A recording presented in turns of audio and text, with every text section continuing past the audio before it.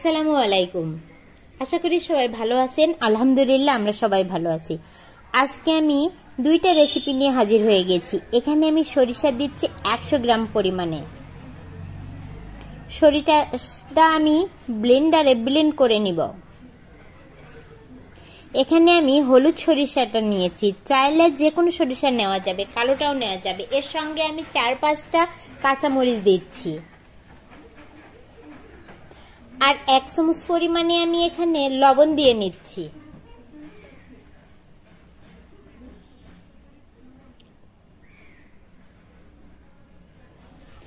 শুকনো উপকরণগুলো আমি একটু হালকা ব্লেন্ড করে নিচ্ছি।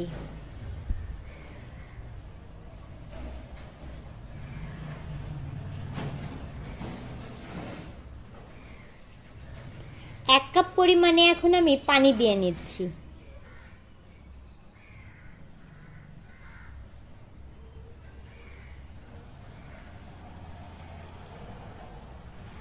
খুব সুন্দর করে কিন্তু একদম মিহি হয়ে গেছে। এখন আমি আমার মূল রান্নায় চলে যাচ্ছি। আমি আজকে ভাপা ইলিশ করব, আর এই ভাপা ইলিশটি করব সম্পূর্ণ ভিন্ন ধর্মী ভাবে। এই ভাপা ইলিশটি আমি একদম ভাপে বসাবো না। তো দেখুন আমি কিভাবে এই ভাপা ইলিশটি তৈরি করি। 4 পিস আমি ইলিশ মাছ ধুয়ে পরিষ্কার করে পানি ঝরিয়ে নিয়েছি, আর এখানে আমি এই জাস্ট 4 পিসই মাছ নিয়েছি। চাইলে বেশি বা কমও করা যাবে। আর যেগুলা আমি মশলা করে নিয়েছিলাম সেগুলা দিচ্ছি। সরিষা আমি এখানে কিন্তু 3 থেকে 4 টেবিল চামচ পরিমাণে দিয়েছি, যেহেতু সরিষা ইলিশ তৈরি করব ভাপ দিয়ে, তো তার জন্য ভাপা সরিষা তৈরি করতে কিন্তু একটু সরিষার পরিমাণ বেশি লাগে। আর এখানে আমি দিয়েছি জিরা 1 টেবিল চামচ পরিমাণে, হলুদের গুঁড়া 1 চামচ পরিমাণে, লবণ আমি স্বাদ মতো ও মরিচের গুঁড়া 1/2 টেবিল চামচ পরিমাণে। আর এখানে আমি গরম মশলার গুঁড়া দিয়ে নিয়েছি 2 টেবিল চামচ পরিমাণে। আর জিরা গুঁড়া দিচ্ছি আমি 1 টেবিল চামচ পরিমাণে। এখানে জিরা ও ধনিয়া একসঙ্গে গুঁড়া করা ছিল। আর সবগুলো মশলা আমি একসঙ্গে এভাবে হাত দিয়ে মাছের সঙ্গে খুব ভালো করে মেখে নিচ্ছি, যেন প্রত্যেকটা মশলা মাছের মধ্যে ভালো করে ঢুকে যায়। এর সঙ্গে আমি আদা রসুনের পেস্টও দিয়ে নিলাম 1 টেবিল চামচ।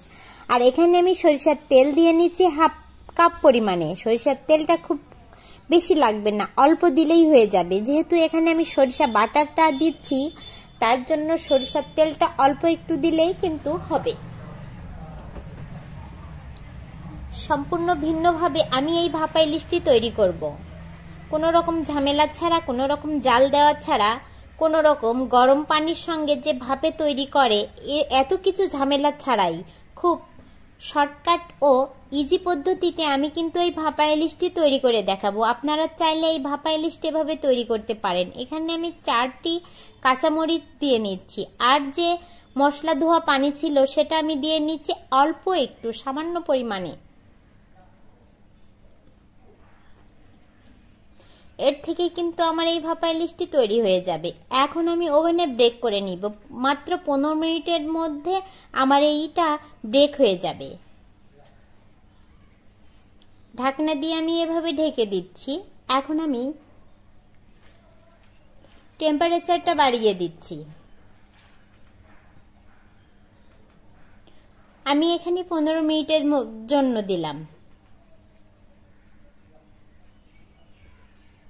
তো এদিকে এটা রান্না হোক, অন্যদিকে আমি চিকেন কারির রেসিপিতে চলে যাচ্ছি।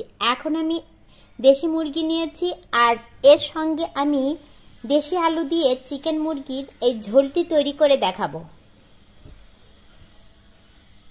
আমি একটি প্যান বসিয়ে দিয়েছি, প্যানটা আমার গরম হয়ে এসেছে।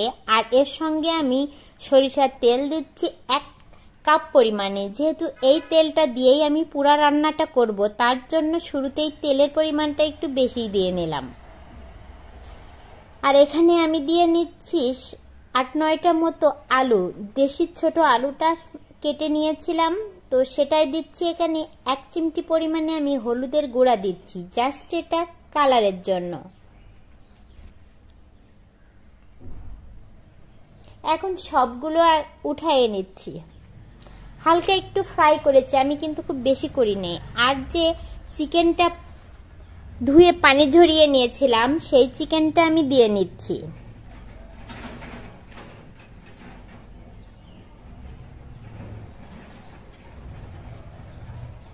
এখানে আমি আদা রসুনের পেস্ট দিয়ে নিচ্ছি 3 টেবিল চামচ পরিমাণে।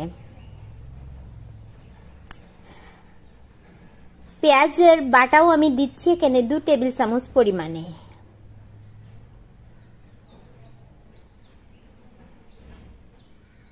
এখানে আমি জিরা বাটা দিয়ে নিচ্ছি 2 টেবিল চামচ পরিমাণে। লাল মরিচের গুঁড়া দিচ্ছি আমি 1 টেবিল চামচ পরিমাণে।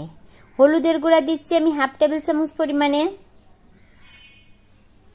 লবণ দিচ্ছি স্বাদ মতো, যেহেতু আগে আমি লবণটা একবারে দিব না, আগে একটু কমই দিয়ে নিচ্ছি, যেহেতু পরে আবার চেক করে আবার লবণ দিব। এখন এভাবে সবগুলো আমি নাড়াচাড়া করছি আর এভাবে আমি কষিয়ে নিচ্ছি। আর এখানে গরম মশলার গুঁড়াটা দিয়ে নিচ্ছি 2 টেবিল চামচ পরিমাণে। এভাবে হালকা হাতে খুব ভালো করে নাড়াচাড়া করতে হবে আর এভাবে কষিয়ে নিতে হবে। আর এই পর্যায়ে চুলার আঁচ অবশ্যই খুব লো রেখে কষাতে হবে, না হলে পুড়ে যাবে। এখানে আমি টেলা জিরা গুঁড়া ও ধনিয়া গুঁড়া দিয়ে নিচ্ছি আমি 2 টেবিল চামচ পরিমাণে। এভাবে খুব হালকাভাবে নাড়াচাড়া করে নিচ্ছি। খুব ভালো করে কষানো হয়ে গেলেই এর সঙ্গে আমি ঝোলের পানিটা অ্যাড করে নিব। এখানে আমি দিয়ে নিচ্ছি 4টা এলাচের ফল, 2টা তেজপাতা ও 5-6টা আমি লবঙ্গ দিয়ে নিলাম। 4টা এলাচ দিয়েছি ও 2টা আমি তেজপাতা ও কয়েকটা লবঙ্গ দিয়ে নিয়েছি। এই যে হালকা সুন্দর করে কষানো হয়ে গেছে, নাড়াচাড়া করে নিচ্ছি যেন কোনো রকম মাংস থেকে পর্যন্ত হয়ে গেছে যে একটা গন্ধ সেটা না থাকে, ঝোলের পানি দিয়ে করে নিতে হবে। আর যে আলুটা আমি হালকা ফ্রাই করেছিলাম সেই আলুটাও আমি দিয়ে মাংসের সঙ্গে। আমার বাচ্চা মাংসের মধ্যে আলু দিলে অনেক পছন্দ করে, তা ওর জন্য আলুটা পানি অ্যাড করছি। আমি যে পরিমাণে ঝোল রাখবো সেই অনুযায়ী আমাকে পানিটা অবশ্য বুঝে দিবেন, যে পরিমাণে মাংস হবে সেই অনুযায়ী পানি অ্যাড করেছি। আমি অবশ্যই আমার মাংস ও আলুর পরিমাণের জন্য আমি পানিটা অ্যাড করেছি। আপনারাও আশা করি মাংসের পরিমাণটা বুঝেই পানিটা অ্যাড করে দিবেন। এখন আমি 10 মিনিটের জন্য ভালো করে রান্না করে নিব। 10 মিনিট পরে আমি ঘুরে এসেছি। এখন আমি দেখব এই মাংসটার কি অবস্থা হয়েছে। ঢাকনাটা খুলে দেখব যে আমার মাংসটার কি অবস্থা। এই যে মাংসটা কিন্তু আমার রান্না হয়ে গেছে। আমার এই মাংস রান্নাটা এবং সবকিছু দেওয়া যেহেতু হয়ে গেছে, আমার রান্নাটাও শেষ। অবশ্যই ভালো লাগবে। এভাবে যদি রান্না করেন অবশ্যই অনেক ভালো লাগবে। আমার রেসিপিটা যদি ভালো লাগে বেশি ভালো লাগে অবশ্যই তার জন্য লাইক দিয়ে আমার পাশে থাকতে পারেন। গরম মশলার টেলা যে গুঁড়া, টেলা জিরা গুঁড়া দিয়ে নিলাম, যেহেতু এই পর্যায়ে আমি নামিয়ে ফেলবো তার জন্য। অনেকটাই সুন্দর আসে। করে বেল বাটন ক্লিক করে অল করে রাখলে সবার আগে নোটিফিকেশন আপনার কাছে পৌঁছে যাবে। দমে বসিয়ে দিব, দম থেকে নামিয়ে রান্নাটা হয়ে যাবে। সবাই ভালো থাকবেন।